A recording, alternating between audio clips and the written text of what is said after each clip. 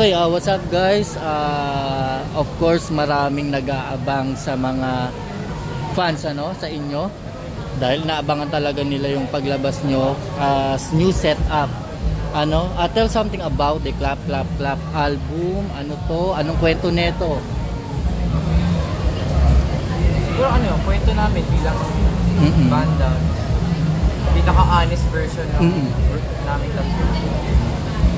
Ayun, Clap Clap Clap. Parang hindi lang siya tungkol sa amin, pero tungkol rin sa mga fans namin.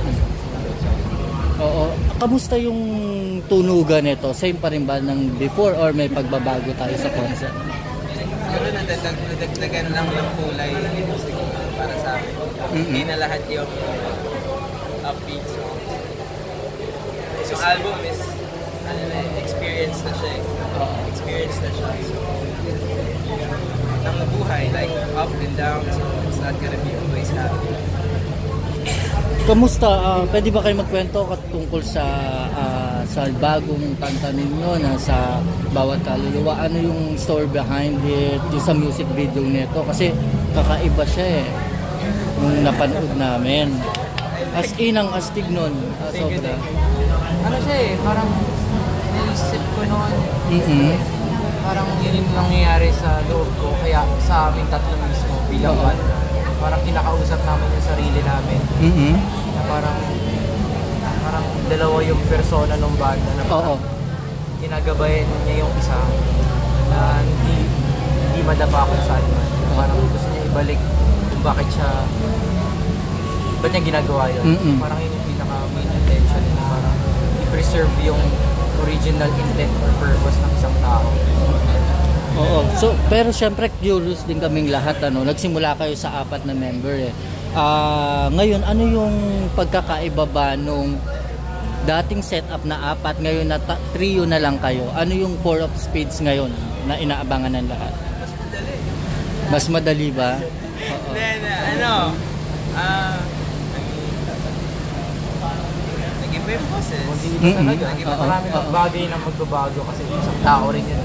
Kahit sino matanggal sa 4 na yan. May pagbabago kasi nawala. Pero Workflow sa music. Nadagdagan kami ng kaya pinaka-intention di habulin ko ano yung ginawa namin.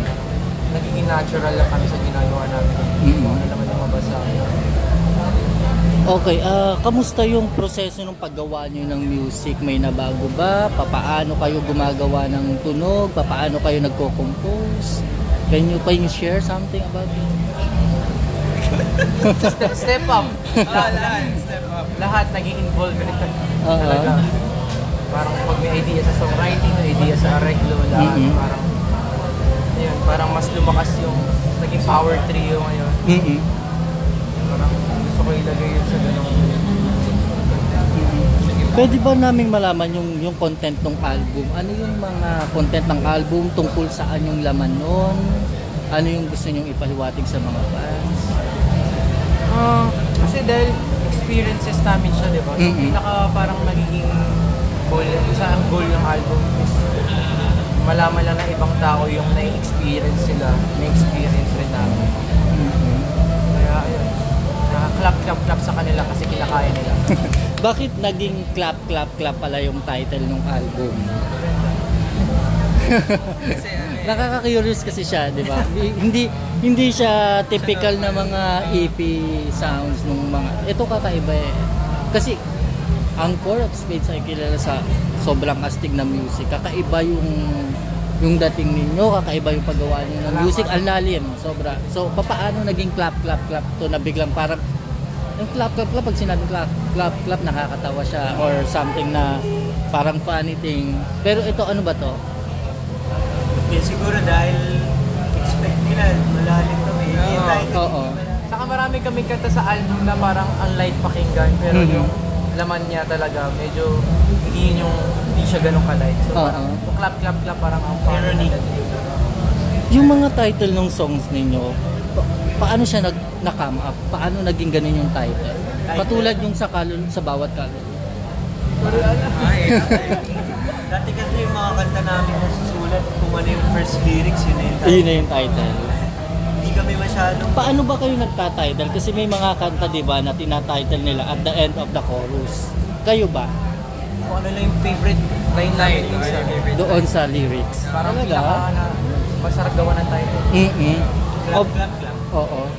Isa pa sa mga naku-curious tayo lahat, no? Ang Four of Spades ay kilala sa kanilang fashion style. Siyempre, di ba? May nag-evolve ba or may development ba sa fashion style nyo ngayon kumpara noon? Or same pa din? Ano yung aabangan namin sa mga style ninyo? Ito, mabibili nyo to sa ano. Okay, promote. Sa Alright. ano ba? Hindi, iba na. I mean, Yung pa rin, pero di namin alam eh. Parang nag-evolve siya kusa. Okay. Nag-evolve siya. And then, syempre, nakapag-collaborate na rin kayo kay Moira de la Torre, di ba? So, aside from Moira, sino pa yung gusto nyo pang makakollaborate? Kay Jason, yung asawa niya. Joke lang.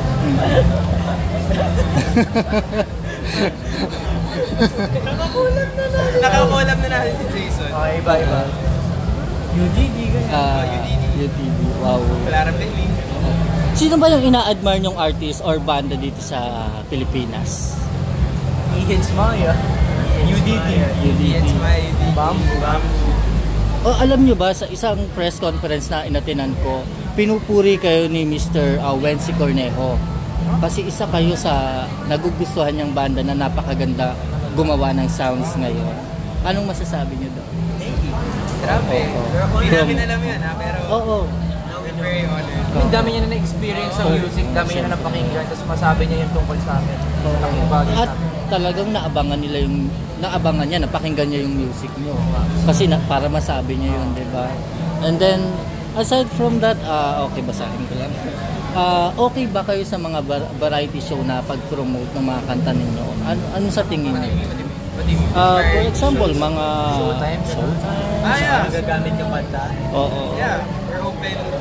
Open ba kayo sa mga ganon? Yeah, sa amin, open Oo. kami sa ganun. Kasi dati, ang Four of Spades, hindi sila masyadong lumalabas sa mga television. Ewan ko kung style nila yon kasi... Wala lang kaming album noon. Ganun ba? Saka parang, Pero ngayon, kung may mga pagkakataon, game na game ba kayo? kasi parang na-establish naman namin sa Oo. internet yung mga taong sumusunod sa amin. Saka naniniwala ko, yung music, kami na yun eh. So kahit saan magpunta yun, hindi siya mababago. At in-explore, huwag rin matakot yung fans na baka magbago yung direction namin sa mag-promote kami sa TV. Oo. Papalawakin lang natin yung naaabot natin. Oh, good. Very nice. Another thing na curious din kami, minsan ba naisip nyo na mas maganda pa rin ba yung CD sales pa din yung naghahari instead of streaming? Ako, walang mas. Walang mas. Depende sa tao. Ano lang to, yung CD is para lang may nakahawakan yung mga tao.